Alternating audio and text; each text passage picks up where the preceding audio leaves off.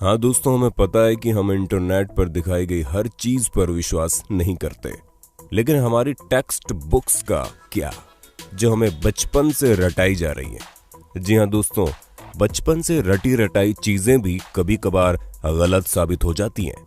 फिर चाहे वो ग्रेट वॉल ऑफ चाइना का स्पेस से दिखना हो या फिर जीनियस अल्बर्ट आइंस्टीन का स्कूल में मैथ में फेल हो जाना। इसलिए दोस्तों, दिल थाम कर बैठिए, क्योंकि आज हम आपको उन झूठ के बारे में बताने वाले हैं जिन्हें आप सदियों से सच मानते आ रहे हैं। और अंत में जो सच्चाई हमने आपके सामने रखी है ना, उसे जानकर आप हंसी से लोटपोट हो जाएंगे। दोस्तों, अगर हम आपसे पूछें कि इजिप्ट में बना पिरामिड किसने बनाया था, तो हमें पता आप यही जवाब देंगे कि इजिप्ट में रहने वाले मजदूरों ने मेहनत करके इस पिरामिड को तैयार किया था। लेकिन हम आपके भ्रम को तोड़ते हुए ये कहना चाहते हैं कि बिल्कुल भी सच नहीं है।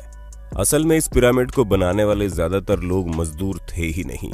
जी हाँ, इस पिरामिड को बनाने के लिए एंशिएंट इजिप्ट की अच्छी खासी पॉपुलेशन ने अपना बढ़ चढ़कर योगदान दिया था, जहां करीब 85 सालों तक, जिसमें 2589 बीसी से लेकर 2504 बीसी का समय लगा। और इतने समय के अंतराल में इजिप्ट के रहने वाले लोगों ने अपना खून पसीना करके इस पिरामिड को तैयार किया था, ताकि वो अपने नेशनल आइकॉन को खड़ा कर सके। ऐसे में जो लोग इतने बड़े बड़े पत्थरों को नहीं उठा सकते थे, उन्होंने यहाँ पर काम करने वाले लोगों के लिए खाना, रहने और बाकी चीजों की व्यवस्था की। यानी कि हर इंसान ने अपने लेवल का काम किया, जिसमें कुछ लोग सिक्योरिटी के लिए काम करते थे, तो कुछ लोग भारी भरकम पत्थरों को जुटाने के लिए दूर दराज इलाकों में चले जाते थे, ताकि वो अपने नेशनल आइकॉन को खड़ा कर सके। ऐसे में दोस्तों, उनकी मेहनत रंग लाई और ये पिरामिड वाकई में दुनिया भर में जाना जाता है। चलिए दोस्तों, अब आपके सबसे फेवरेट माइकल जैक्सन की बात करते हैं, क्योंकि इस बात से कोई इनकार नहीं कर सकता कि माइकल जैक्सन ने पॉप म्यूजिक में एक अलग ही मुकाम हासिल किया था, जहां ये सिंगर के साथ साथ एक बेहतरीन डांसर भी थे। और इनके डांस मूव तो वाकई माशाल्लाह थे। ऐसे में उनका मून वॉक करने का जो स्टाइल था, वो लोगों में बड़ा फेमस हुआ। पर अफसोस दोस्तों, आपको ये जानकर हैरानी होगी कि इस मून वॉक को माइकल जैक्सन ने इवेंट नहीं किया था। हालांकि उन्होंने इसे सबसे पहले 1983 में परफॉर्म किया था। पर दोस्तों, असल में माइकल जैक्सन ने ये मून वॉक कैस्पर कैंडिडेट और कूली जैक्सन से सीखा था, जिन्होंने 1970 में इसे परफॉर्म कर दिया था। वहीं मार्शल मार्कियो ने भी इस मून वॉक को माइकल जैक्सन से पहले परफॉर्म कर दिया था। और इन सभी लोगों से पहले बिल बैले नाम के टैप डांसर ने भी इसे परफॉर्म किया था। ऐसे में ये बता पाना मुश्किल है कि इस मून वॉक को किसने इन्वेंट किया, लेकिन वो शख्स माइकल जैक्सन तो नहीं है। अब आप एक और सिर घुमा देने वाली बात सुनिए, क्योंकि आप लोगों ने कार्बन डेटिंग का नाम तो सुना ही होगा। अरे नहीं दोस्तों, ये टिंडर में राइट लेफ्ट स्वाइप करने वाली डेटिंग नहीं है, बल्कि एक ऐसा मेथड है जिसके जरिए एटमॉस्फेयर में कार्बन डाइऑक्साइड के चेंज होने पर चीजों की असली उम्र बताई जा सकती है। ऐसे में आर्कियोलॉजिस्ट कार्बन डेटिंग का इस्तेमाल करके ये पता लगाते हैं कि उनके द्वारा खोजी गई चीजें कितनी पुरानी है। और इसी वजह से हम भी आपको जितनी भी चीजों की जानकारी देते हैं, उनकी उम्र कार्बन डेटिंग के हिसाब से ही होती है। और विलर्ड लिबी नाम के जिस प्रोफेसर ने कार्बन डेट्स का पता लगाया था, और इस काम के लिए उन्हें नोबेल प्राइज भी मिला था। लेकिन दोस्तों, दिल थाम लीजिए, क्योंकि हम आपको बता दें कि कार्बन डेटिंग के जरिए चीजों की असली उम्र पता लगाना बहुत मुश्किल है। और ऐसा इसलिए क्योंकि हर जगह का एटमॉस्फेयर अलग अलग तरीके से चेंज होता है। हालांकि कुछ हद तक चीजें सही जा सकती है, लेकिन अब आप खुद सोचिए कि दो प्लांट हो, जिनमें से एक अमेरिका में हो और एक ग्रीनलैंड में, तो जाहिर सी बात है कि टेम्परेचर इफेक्ट की वजह से दोनों की ग्रोथ में काफी डिफरेंस आएगा। इसी तरह से कार्बन डेटिंग का भी हिसाब किताब है। अब चलिए दोस्तों, आपको एक और मिथ बस्टर स्टोरी सुनाते हैं, जो किसी और की नहीं बल्कि लॉक नेस मॉन्स्टर की फेक फोटो स्टोरी है। जी हाँ दोस्तों, जहां इस मॉन्स्टर की फोटो को न्यूज़पेपर में दिखाकर लोगों को हैरान करने में कोई कसर नहीं छोड़ी गई थी। और कई सारे लोग तो इस बात पर विश्वास भी कर बैठे थे कि सालों पहले गायब हो चुका ये क्रिएचर अब वापस से तहलका मचाने आ गया है। ऐसे में दोस्तों, लॉक नेस को स्कॉटलैंड में देखे जाने की बात कही गई। इस तस्वीर को सबसे पहले रॉबर्ट केनेथ विल्सन ने 1934 में लोगों के सामने रखा, और करीब 60 सालों तक इनकी ली गई इस तस्वीर को सच्चा समझा जा रहा था। लेकिन वो कहते हैं ना कि झूठ के दिन 4, सच चले 1000 साल। हाँ दोस्तों, हमें पता है हमारी बनाई गई कहावत उतनी अच्छी नहीं है, लेकिन इस जगह पर बिल्कुल फिट बैठती है, क्योंकि 1994 में ये बात लोगों के सामने आ गई कि लॉक नेस मॉन्स्टर का जो शेप उस तस्वीर में था वो कुछ और नहीं बल्कि एक टॉय सबमरीन थी, जिसे पानी में इस तरह डाला गया था कि वो उस क्रिएचर की तरह दिखाई दे। और ऐसा मर्म्यूडेक नाम के जर्नलिस्ट ने किया था ताकि वो अपने न्यूज़पेपर से बदला ले सके, क्योंकि उनके न्यूज़पेपर ने लॉक नेस मॉन्स्टर के बारे में छापने की वजह से उन्हें बातें सुना दी थी।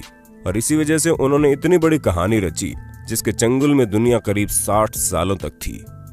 दोस्तों, जब आप दुनिया के अजूबों के बारे में सोचते होंगे तो आपके दिमाग में सबसे पहले क्या आता होगा? माचू पिच्चू, ताजमहल या ग्रेट वॉल ऑफ चाइना? लेकिन बाकी सबका तो ठीक है, लेकिन ग्रेट वॉल ऑफ चाइना के बारे में हम आपको बता दें ये इतना भी ग्रेट नहीं है कि स्पेस से दिखने लग जाए। जी हाँ दोस्तों, क्योंकि सच्चाई तो ये है कि ये इतना बड़ा भी नहीं है कि इसे हमारे एटमॉस्फेयर के बाहर किसी भी जगह से देखा जा सके, फिर चाहे वो मून ही क्यों ना हो जो हमारे सबसे करीब है। और ये हम अपने मन से नहीं कह रहे, बल्कि खुद नासा ने इस बात को साबित किया है। हालांकि भले ही 21,196 किलोमीटर लंबी हो, लेकिन अगर हम इसकी चौड़ाई की बात करें तो ये बॉटम से मात्र 20 फुट चौड़ी है और टॉप से केवल 16 फुट चौड़ी है। हम आपको बता दें कि ये अफवाह 1754 के आसपास शुरू हुई। ऐसे में ये चीज हमारे चांद पर पहुंचने और स्पेस में सैटेलाइट पहुंचाने से बहुत पहले की बात है, तो ये सिवाय अफवाह के और कुछ नहीं है। अब भले ही हर साल यहाँ पर करोड़ों की संख्या में लोग आते हो, लेकिन अफसोस वो चाइना की जिस दीवार पर खड़े होते हैं वो स्पेस से तो नहीं दिखती।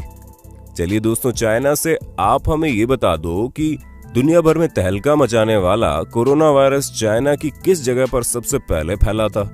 हमें पता है आपको जवाब पता होगा, इसलिए कमेंट बॉक्स में एक भी इंसान का जवाब छूटना नहीं चाहिए। वैसे दोस्तों, जब कभी भी आप वाइकिंग्स के बारे में सोचते होंगे तो आपके दिमाग में सबसे पहले चीज क्या आती होगी? हमें पता है ज्यादातर लोगों को बड़े से जहाज का साइज और सींग निकले हुए हेलमेट याद आते होंगे, पर हम आपको बता दें ये दोनों ही चीजें झूठी हैं, जो कि हमारी मेन स्ट्रीम मीडिया द्वारा हमारे दिमाग में डाली गई। असल में कई सारे हिस्टोरियंस को वाइकिंग्स के समय के टूल्स मिले हैं, जिनमें से एक भी हेलमेट ऐसा नहीं मिला जिसमें सींग लगे हों। हालांकि ये माना जा सकता है कि वो लोग लड़ते टाइम खुद को बचाने के लिए हेलमेट का यूज करते होंगे, लेकिन इसका मतलब ये नहीं है कि उनके हेलमेट में ही डायरेक्ट सींग लगे हों। दोस्तों, ये जो अफवाह है ये तब से फैलनी शुरू हुई जब गुस्ताव मालस्ट्रोम नाम के आर्टिस्ट ने अपने आर्ट में वाइकिंग्स के हेलमेट में सींग लगा दिए, और तभी से लोग ये समझने लगे कि उनके हेलमेट में सींग होते थे, जबकि ऐसा कुछ भी नहीं है। तो दोस्तों, हमें पूरी उम्मीद है आपको अपने होस्ट और दोस्त सैम की वीडियो में मजा आ रहा होगा। अगर हाँ तो साथ ही वीडियो को लाइक करते चलिए ताकि हम फ्यूचर में भी इसी तरह की इंटरेस्टिंग वीडियोस लाते रहें। दोस्तों, अब हम आपके दिमाग की सबसे बड़ी उपज को दूर करते हैं, क्योंकि कई सारे लोगों को ये सिखाया जाता है कि अल्बर्ट आइंस्टीन जो कि इतने बड़े जीनियस थे, वो हाई स्कूल में बेसिक मैथ की वजह से फेल हो गए थे। तो दोस्तों, ये बिल्कुल गलत है। जी हाँ, ऐसा कुछ भी नहीं है, बल्कि आइंस्टीन तो उल्टा मैथ के जीनियस थे, जहां मात्र 15 साल की उम्र में उन्होंने मैथ में अपनी बहुत अच्छी पकड़ बना ली थी।